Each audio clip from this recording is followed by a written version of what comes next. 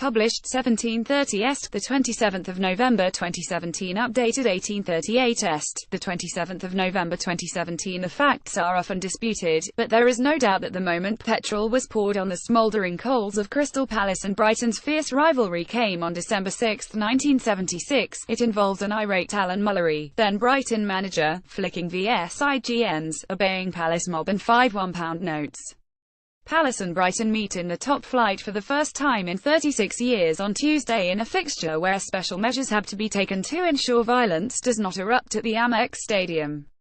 Alan Mullery is one of the main reasons for the intensity of Brighton and Palace's rivalry. A policeman looks on as Mullery gestures to Palace fans after Brighton's FA Cup defeat in 1976. The story of how and why a club in South London and another on the South Coast, separated by almost 50 miles, became such fierce rivals begins in the 1970s. There was violence among fans during a friendly early in the decade.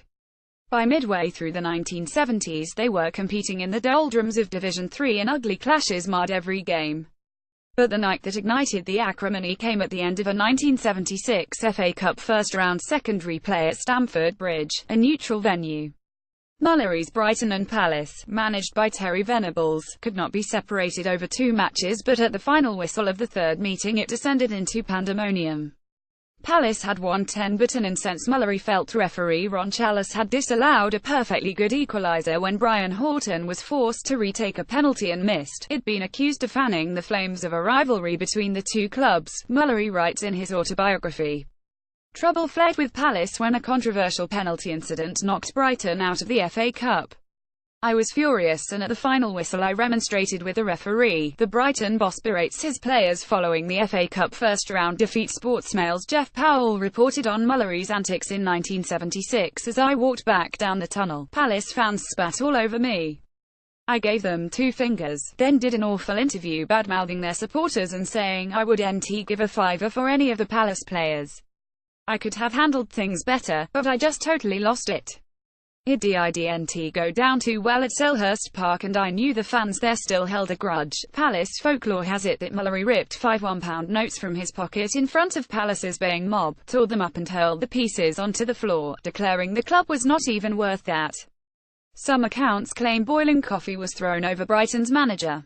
The incident clearly still rankles Mullery, 76, who gave a terse response to a call from Sportsmail, saying that it was between 2 blokes years ago. Reports from the time lie somewhere in between.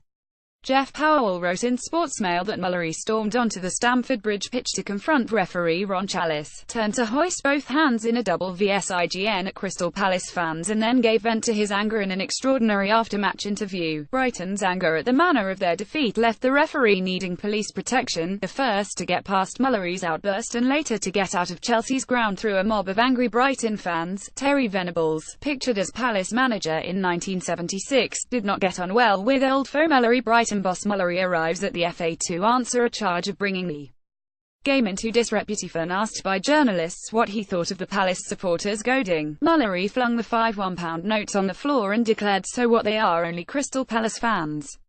They are not worth that." To realise how much Mullery was hated by Palace fans, one only has to look at what happened when he became their manager in 1982. He said, "I regularly received abusive phone calls and anonymous letters at Palace." He remembers.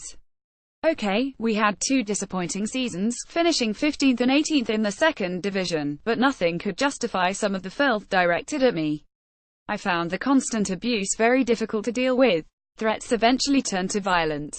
As I walked to my car after a humiliating home defeat, petrol of Palace supporters attacked me. A friend helped to keep them at bay until the police arrived, but it was a nasty incident. It really scared me. In modern times, the ill feeling is as strong as ever.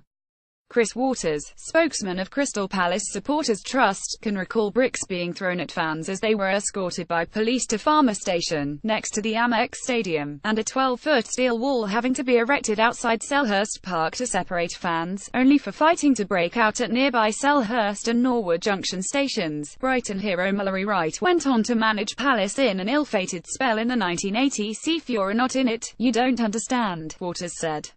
"We're separated by more than 40 miles, but it's way stronger than the Millwall rivalry. In the 50s and 60s people point to Millwall, but 100% Brighton are our main rivals now. It's the only game where your name is written on the ticket and you've got to provide ID on entry.